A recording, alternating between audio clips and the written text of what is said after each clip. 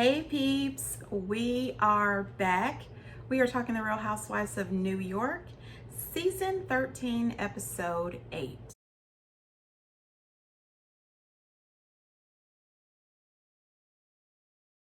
So you guys listen, my videos may be late, the next couple of days, could be a week. My birthday is this coming Tuesday, the 6th, and I'm gonna start having a good time Thursday evening. And I'll probably continue to have a good time until the next weekend. I don't know. But anyway, you guys, let's get on to the show. So this episode starts out with all the ladies getting ready to go to Ebony's dinner that she's having in Harlem. It's called A Night in Harlem. Everyone's excited, but you can kind of tell that some people are nervous. They're trying to figure out what should they wear, should it be super dressy? Should they, they're just not quite sure. What truly cracked me up is Leah was on the phone with Leah, and she makes this comment that she knows Harlem, that when she was dating Jock, they would go down to Sylvia's all the time and they'd go dancing and have a great time. And I chuckled. Oh my gosh, I laughed so hard. I said, okay, Leah. Anyway, Leah, she knows Harlem, okay? You know what? I don't believe it. I don't buy it. Not even a tiny bit, Luann. So Ramona calls Ebony to find out if it's okay for her to bring her friend Rasean. That's the other African-American lady that they were talking about on the last episode that Ramona was posting on her Instagram. So the ladies all get to Ebony's event in Harlem. They all look absolutely beautiful. We meet Rasean, who seems to be a really nice lady. She does seem to be a little loud. I think that her and Leah should get along well, especially after the topic of conversation. Ebony decided to do something nice for the ladies, and she picked them all out beautiful candles, and she made sure that the candle kind of went with the person. She got Leah a candle called The Essence of Rose and Sandalwood, which is inspired by James Baldwin. Luann received the candle Savoy because she's in the cabaret and, the stomping at the Savoy thing, so she thought that would be great for Luann. Sonia got a candle called Brownstone, and Ramona received a candle called Speakeasy. And I thought it was beautiful. They were in really nice boxes. I'm a sucker for packaging. A really nice box with a bow just melts my heart. I don't know. Okay, people are allowed to be weird. Okay, I don't know why. The wrapping is more interesting to me sometimes than the actual gift. Anyway, moving on. She also assigns each lady their own African-American legend, so to speak. And it didn't go over that well. It really didn't. The ladies were not feeling this. Now, let me just say this. I think that my review for the New York Housewives is going to be a little quick. Now, everybody has an opinion, and everyone is entitled to their opinion, and this is just mine. I absolutely adore Ebony, and I realize what she's doing, but I think it was a little too much. It seems to me that we are 8 episodes in, and it seems that every episode, Ebony is trying to teach, advise, give them a history lesson, and I get it. I really do. That's who she is. Do I think that these ladies should know these things? Do I think that there are things that they do and say that is completely tone deaf? Absolutely. But most people, including myself, I usually watch reality TV to escape reality, to laugh, to, scream and yell at these ladies. But this is getting to be really heavy every episode. And I kind of understand where the ladies are coming from. Listen, Luann, she's not here for this history. I'm just feeling like, let's get things moving. Where's the food? Where's the music? This is not the Harlem I'm used to.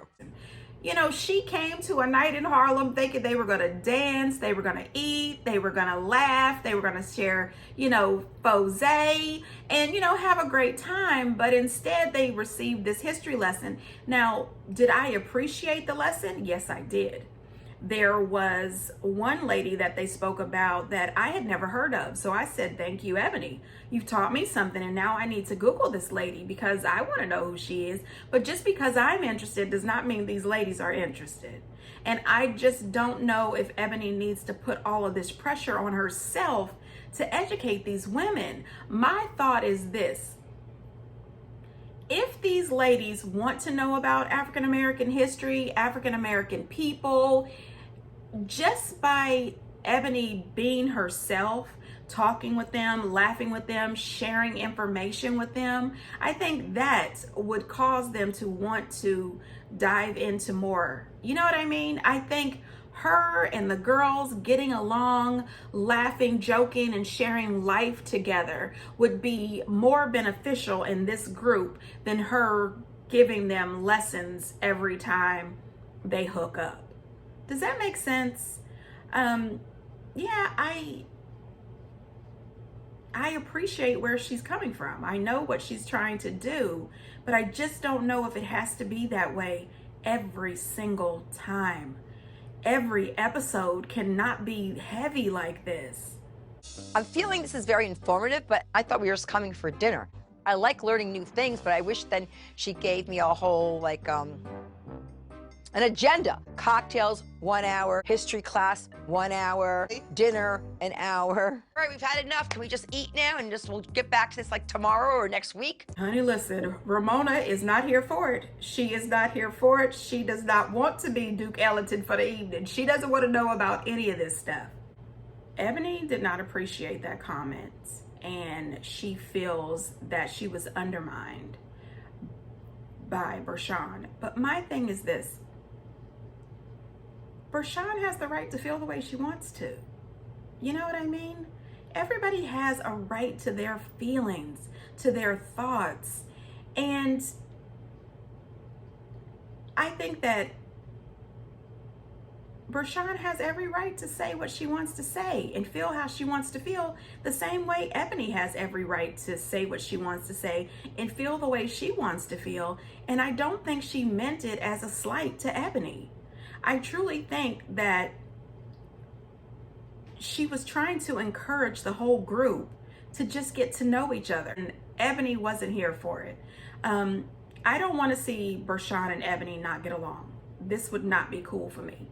I'm hoping that this is just a bit of a misunderstanding, and then as the season progresses, that we see Rasean and Ebony come together and be two amazing women in this group. Less than 10 minutes in, after Ramona was complaining about being hungry, needing food, not wanting to be preached to, she makes up this lie about her vertigo with a little bit of help from Sonia. And then she tries to act out vertigo. Who does that? Anyway, she ends up leaving. And I said to myself, this woman is not going home because of some fake vertigo. She probably has a date. And she wanted to run up out of Harlem as fast as she could. I'm on to you, Ramona. But the thing is she brought Rasean. Rasean was her +1. And she left the woman there. I said, oh gosh, Ramona, you're full of crap. Then Leah and Ebony meet up for lunch, and Leah pretty much tells, Ebony that the girls had a good time, but they were definitely out of their comfort zone. And she believes the same thing. Ebony could tell the girls more about her style, her life, her culture, the African American community in regular conversation. It doesn't always have to come off as a lecture or as a lesson. Ebony keeps reminding her that, it's just her background. She teaches, she lectures, she has a podcast, she does this and this, but these people are not your pupils. They're your friends. Well, they're your co-workers, and you can share a lot with them just by being yourself. Every now and again you can throw in something, but every day, I think small doses just slid in ever so nicely, subtly, would help the ladies. Luann spent some time with her daughter at her apartment, And I have to tell you that this conversation that she had with her daughter actually brought tears to my eyes. I really just appreciate that she has sobered up, that her daughter and her son no longer have to worry about drunk Lou. Well, listen, I put you through such hell for a long time, so I just want to say I'm sorry. I made so many mistakes. I just think Luann is a better person when she's sober. I think she's more entertaining. Yeah, I think I'm over drunk Luann. I really did appreciate Luann apologizing to her daughter, and you could tell that her daughter accepts her apologies, and that just made me cry even more. Ramona invites Ebony over to her house, and this is when things just got ridiculous for me. Okay, she's excited about our female vice president, which everybody that I know is excited about having a female vice president. But Ramona doesn't want to talk about it, okay? And we all know this. We all know that Ramona doesn't do politics. She does not like to talk about politics, period. She doesn't want people to know where she stands, you know, as far as politically, which we know, girl. I mean, in a way. I'm very, very happy about is America's daughters. They get to see a woman vice president. We've never seen that in American history. Okay, I don't want to Right. talk politics. Right? I don't want to talk politics. Conversation just gets out of hand. And it seems as if Ebony is not realizing that she's pushing the conversation on Ramona. You know, Ramona is trying to change the subject. Next thing you know, she's in her bedroom talking to her dog. You know, it's really a weird situation. And Ebony is kind of smiling and, you know, continues to push on this conversation when Ramona is not having it. Looked up what White fragility. Oh, microaggression. Okay. Microaggression? What's that all about? it's about saying certain words that trigger people who are black. Okay. There. Honey, Ramona looking up microaggressions. I thought, this is good. At least she's trying to do some research. Crazy week. I'm stressed out enough. I know she means well, but I feel like she wants to educate me. I don't want to be educated. I mean, I like my mind being opened up, and I just said you opened up my mind, and then, wow, she can't like back off. You know, clearly she doesn't want these conversations. Clearly she does not want to be educated in these subjects. And I understand that Ebony wants to open up Ramona's mind. She wants to share something with Ramona that she feels Ramona is lacking. And clearly Ramona is. Ramona is a wealthy woman who only sees her world, and she's comfortable there. And it seems that Ebony is trying to pull Ramona out of her comfort zone. And I also appreciated that she did try to study Madam C.J. Walker. She just called her E.J. Walker by mistake, and that didn't go over well. Up is E.J. Walker. She was the first freaking millionaire, and she was black. C.J. Walker. Whatever, Walker. No, Walker. not whatever, Ramona. All right, you know what? I gotta go now. Okay, I'm going. Honey, listen, the next thing you know, she goes into that whole fake hysterics. She's gonna leave her old apartment. I mean, it was ridiculous. This episode irritated me so bad. At the very end, they make up. And they're laughing and they're hugging, and I was exhausted by the end of that episode. I mean, I really miss the fun times. I miss the ladies being light and laughing and dancing, and too many back-to-back heavy episodes for me. Anyway, you guys get down in the comments and let me know what you think. Are these episodes starting to be too heavy, or am I just being way too emotional about it? I really don't think that it's anything wrong with Ebony wanting to share the Black experience, the past, the present, and all of that. I just think it's in the delivery. You gotta deliver it where people want to hear it. Otherwise, they're gonna ignore you and rebel.